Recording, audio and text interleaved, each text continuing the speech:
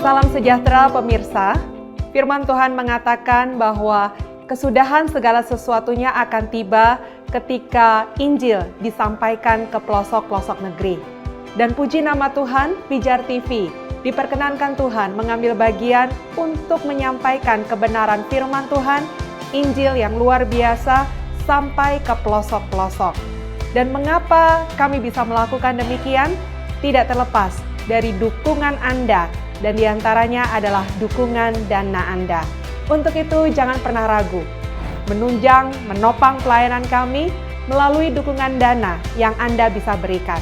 Jangan lupa ada nomor rekening yang selalu kami sampaikan di layar kaca, menjadi wadah saluran berkat Anda untuk menopang pelayanan kami. Terima kasih sekali lagi untuk segalanya. Tetaplah setia bersama kami. Tuhan Yesus memberkati.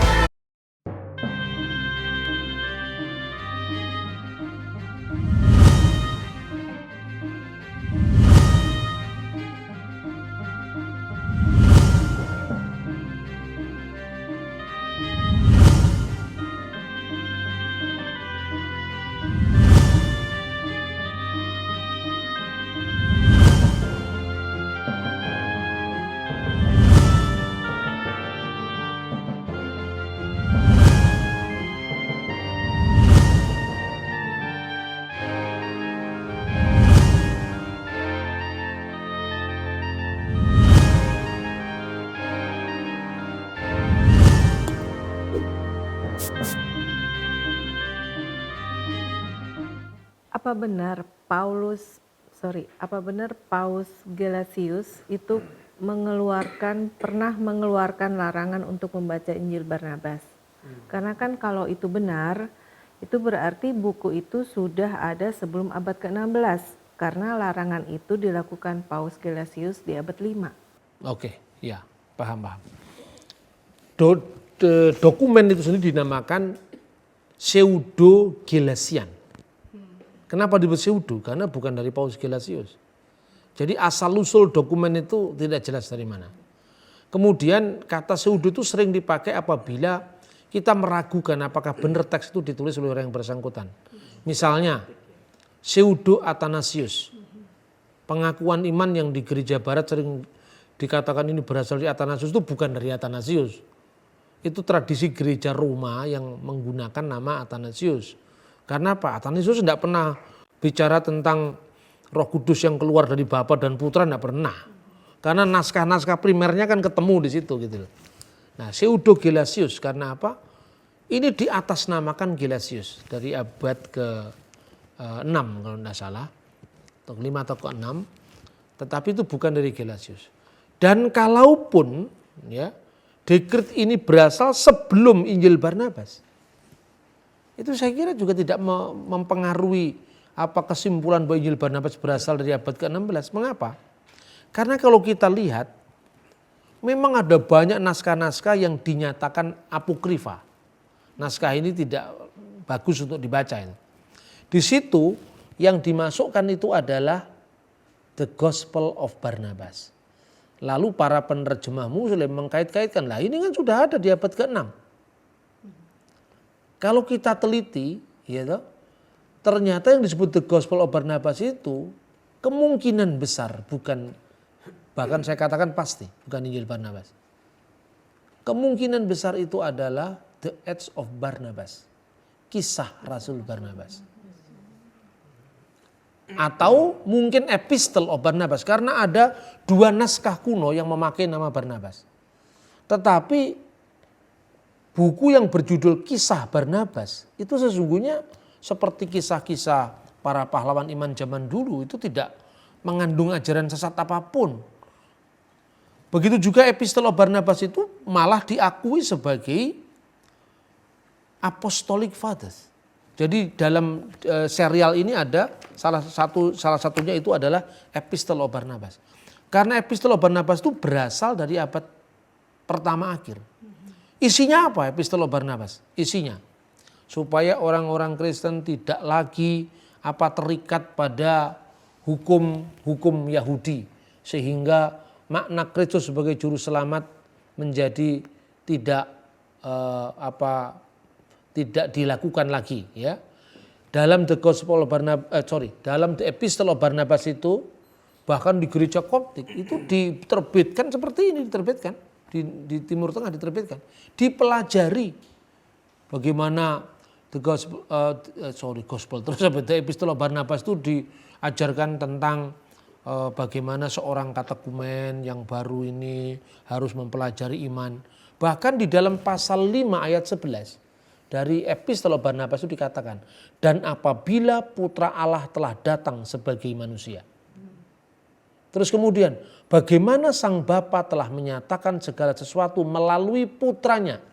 Epistle Barnabas 5:11. Isinya nggak ada kaitannya dengan ada Muhammad Rasulullah, tahun Yobel 100, nggak ada. Ini buku-buku yang sifatnya buku sejarah.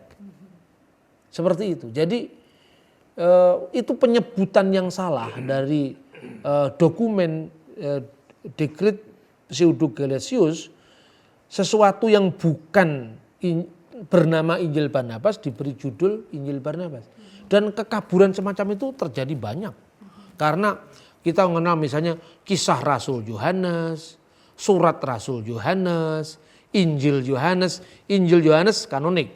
Surat-surat Yohanes kanonik, tapi kisah Rasul Yohanes saja abad keempat. Bisa dilacak semuanya, karena apa? Untungnya gereja tidak pernah membakar kitab-kitab, itu dijelaskan. Disimpan, dikoleksi, bahkan koleksi, digajian studi, koleksi Injil Yudas. Itu dikoleksi di gereja Koptik. Saya pernah tanya kepada seorang abuna di sebuah biara di Mesir. Saya tanya, abuna untuk apa ini disimpan? Ini untuk studi heresiologi, ilmu tentang bidat-bidat. Jadi untuk apa saya bilang? Anda bagaimana tahu yang benar kalau nggak tahu yang salah, kan untuk perbandingan. Injil Yudas itu dikoleksi di gereja Koptik. Nggak pernah heboh, yang heboh itu National Geographic. Iya toh? Jadi inilah kalau kita akrab dengan sumber primer, seperti itu kira-kira. Jadi itu naskah lain, nggak ada kaitannya dengan Injil Barnabas. Sebutan yang mirip ya. Sebutannya maksudnya itu mungkin surat Barnabas, mungkin kisah Barnabas, tapi salah sebut Injil Barnabas. Karena dalam naskah-naskah Perjanjian Baru itu kan ada surat, ada wahyu, ada gospel, dan ada kisah Rasul. Surat Yakobus, surat Petrus, ya kan? Wahyu Yohanes kan? Nama itu kan mewarnai dalam setiap tulisan-tulisan produk Perjanjian Baru.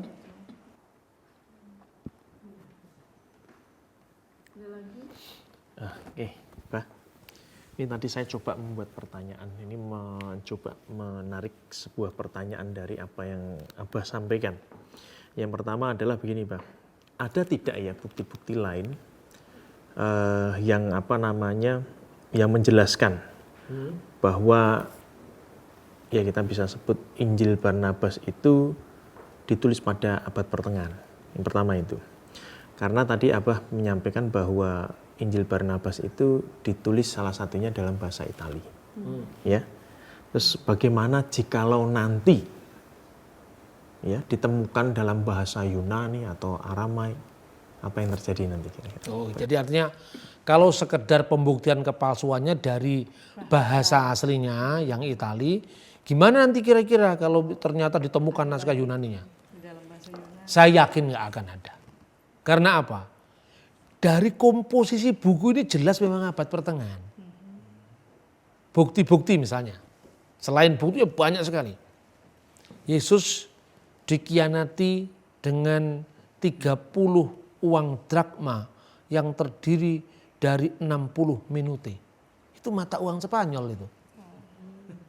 Iya, kalau Anda zaman Yesus ya sikal ya. Tidak mungkin kalau itu muncul di abad pertama. Misalnya Yesus dikhianati dengan mata uang rupiah, kan berarti zamannya Bung Karno, Pak Harto. Yesus dikhianati dengan mata uang gulden zaman Belanda, VOC kan itu loh. Seperti itu. Kemudian contoh yang lain. Liturgi abad pertengahan masuk.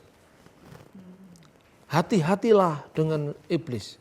Karena iblis itu seperti singa yang mengaum-ngaum.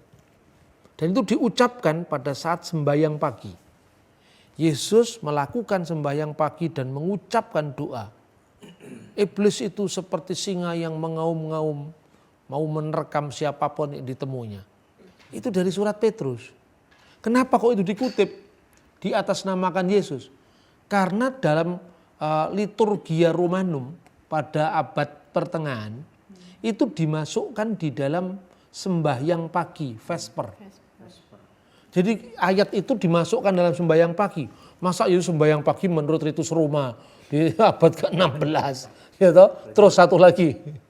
Apa maksudnya? Berarti agak nyeleneh ini ya. Bukan hanya nyeleneh, itu bukti bahwa kalau kita ngomong misalnya, contohnya aja gini sekarang. Anda bisa nggak membedakan historisitas Gajah Mada pada zaman Majapahit dengan opera Jawa yang memerankan Gajah Mada? Gitu?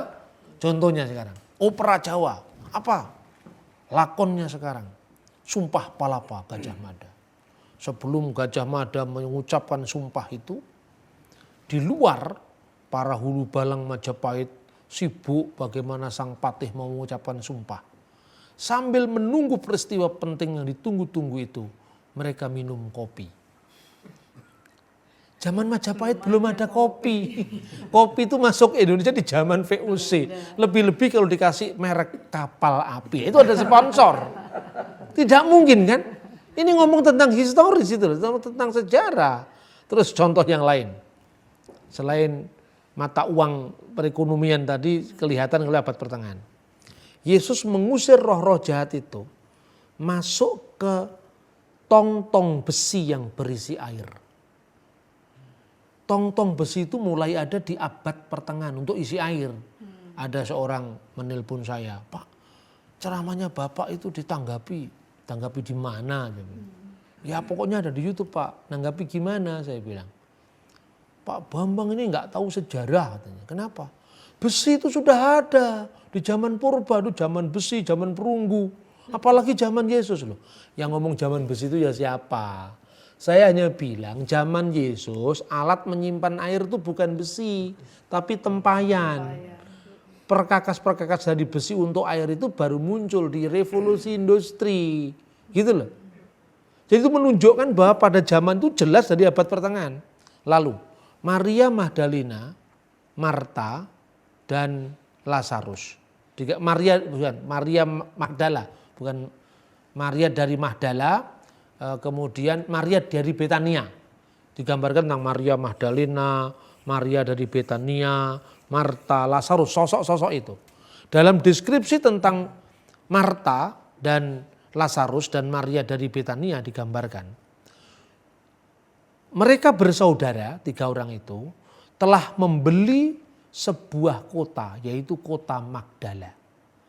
Mana mungkin di abad pertama Israel dijajah oleh Roma bisa beli kota. Di zaman Yesus tidak mungkin orang bisa membeli kota. Kapan orang bisa? Bukan orang kaya. Kalaupun kaya nggak bisa membeli kota. Karena itu jajahan. Kapan orang bisa membayangkan membeli kota, membeli pulau? Itu setelah zaman abad pertengahan. Kayak Hong Kong dikuasai Inggris sampai hampir 100 tahun terus kembali, ya kan? Brunei. Itu hanya muncul di abad-abad pertengahan, tidak mungkin di zaman Yesus itu orang bisa membeli kota. Seperti itu kira-kira. Jadi jelaslah, maka orang Muslim pun malu dengan publikasi ini. Oh, berarti umat Muslim sendiri pun sebagian juga sudah meragukan ini. Meragukan contohnya Profesor Hasbullah Bakri. Apalagi kalau orang seperti Cak Nur, Gus Dur tidak akan percaya lah. Mereka banyak bacaan. Ini kan orang-orang yang pertama, bacaannya kurang. Yang kedua, orang yang tahu tapi sengaja tidak mau tahu.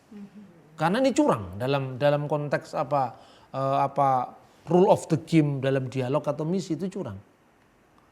Profesor Hasbullah Bakri mengatakan kalau seandainya Injil ini ditulis di zaman Yesus pasti tidak mungkin bahasa Itali. Dan pertanyaan yang terakhir saya respon. Bagaimana kalau suatu saat ditemukan huruf Yunani dari Injil Barnabas dan itu pernah diusahakan. Saya pernah melihat satu dokumen polemik itu. Ini ternyata bahasa Yunaninya.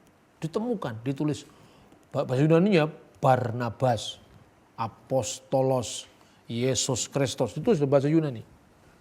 Saya lihat mana? Oh, ini diterbitkan di mana? Di salah satu negara Arab. Bahasa Yunani yang dipakai itu bahasa Yunani modern. Jadi, Jadi kalau mau bohong itu mesti belajar arkeologi. Ya toh? Terus contoh lagi, yang kacau lagi. Terakhir ini menemukan naskah Turki. Oh iya, itu juga ramai Pak. Itu ramai sekali dan itu terjelas-jelas katanya telah tertulis di dalam bahasa Aram. Vatikan mengatakan, ayo kamu jual, saya beli. Kalau memang betul itu memang Injil Barnabas. Ini menarik sekali kalau ditemukan. Mari kita teliti. Apa ketika Roma mengatakan begitu? Di Roma itu kan ada satu komisi khusus tentang hubungan lintas iman. Itu luar biasa. Memang kita harus angkat topi pada gereja Katolik. Gereja-gereja non Katolik yang nggak punya intelektual semacam ini. Dia mengatakan, ayo berapapun harganya mau kita beli, kita carikan dana. Karena naskah ini penting. Itu pun dilakukan untuk naskah Qumran, untuk naskah-naskah yang lain. Tapi apa media sektarian mengatakan? Katolik mau menghabisi barang bukti. Makanya dibeli berapapun harganya. Omongannya Vatikan dipelintir. Padahal kalau tidak boleh kami beli. Itu dikatakan tolong dibuka isinya, jangan judulnya. Dibuka isinya dan share ke publik. Seperti sekarang Kodeks Vatikanus. Itu sudah di-share ke publik loh. Anda bisa lihat itu melalui Google. Dan di scroll itu sedang di dalam rangka untuk di-share juga ke publik. Seperti itu. Jadi kita terbuka. Ternyata setelah diteliti, huruf yang depan yang katanya itu naskah asli Injil Barnabas dalam bahasa Aramaik, itu huruf Asiria modern. Jadi huruf Aramaik modern yang baru dibakukan di zaman Pangeran Diponegoro tahun 1800 sekian. Kan kacau balau sekali kan? Makanya kalau dalam iman Kristen itu ada ayat, umatku binasa karena kurang berpengetahuan, ya kan? Oke, yang terakhir ada? Saya ada satu pertanyaan.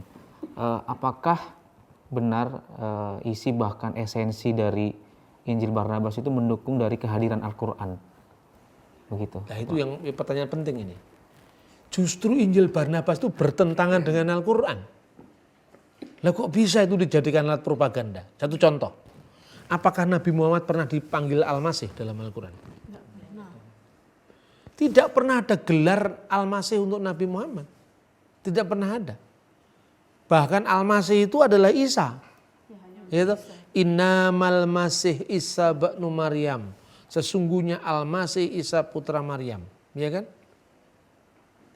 Innallaha yubasyiruki bi kalimati min husmuhul Masih Isa ibnu Maryam. Jelas Al-Masih itu adalah putra Maryam, Isa putra Maryam. Tidak ada Al-Masih Muhammad Sallallahu Alaihi Wasallam, nggak ada. Berarti ajaran Injil Barnabas ini bertentangan dengan ajaran Islam. Jadi artinya apa? Terlalu semangat membela agamanya, tapi lupa bahwa Quran sendiri tidak berkeyakinan semacam itu. Saya kira itu yang bisa saya sampaikan dalam tema kita, yang saya kira tema lama yang masih cukup sering dipertanyakan dalam dialog-dialog atau khususnya dalam polemik antar agama, khususnya Kristen dan Islam. Terima kasih banyak, Bah. Kita semakin diberi pengetahuan, ya, kita semakin mengerti bahwa tuduhan-tuduhan yang seringkali diarahkan kepada kita itu sebetulnya bisa kita jawab asal kita mau belajar sejarah tentang iman kita sendiri, sehingga kita juga bisa memilah mana yang benar dan mana yang tidak benar.